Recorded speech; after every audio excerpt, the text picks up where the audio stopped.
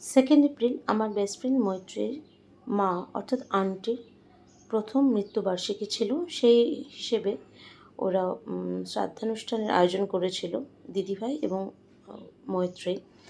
তো সেখানে আমার এবং আমার হাজব্যান্ডের উপস্থিত হতে হয়েছিল। তো এই রকম পরিস্থিতি, মা চলে যাওয়া বা বাবা চলে যাওয়া, এরকম পরিস্থিতি সন্তানের জীবনে যে কী করুণ বা কী কঠিন পরিস্থিতি নিয়ে আসে সেটা আমি ফিল করতে পারি, কারণ আমরা 3 বোন আমাদের মাকে হারিয়েছি, সুতরাং সেটা বুঝতে পারি।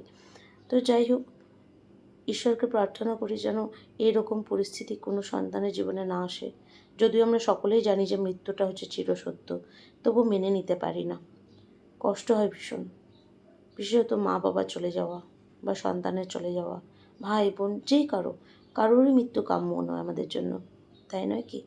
তো যাই হোক, এখানে ওরা খাওয়া দাওয়ারও কিছু ব্যবস্থা করেছিল। আমি বেশিক্ষণ বসতে পারিনি, কারণ আমার ভীষণ কষ্ট হচ্ছিল। আন্টির সাথে আমি খুব ভালো একটা বন্ড শেয়ার করতাম। আন্টি আমাকে ভীষণ ভালোবাসতেন। আমাকে ওনার আরেক সন্তান বা আরেক মেয়ে হিসাবেই উনি ভালোবাসতেন। তো যে কারণে আমি ব্যাপারটা নিতে পারছিলাম না বেশিক্ষণ। তো আমি সেই মুহূর্তে চলে আসি। তো আজকের মতো টাটা, সবাই ভালো থাকবেন।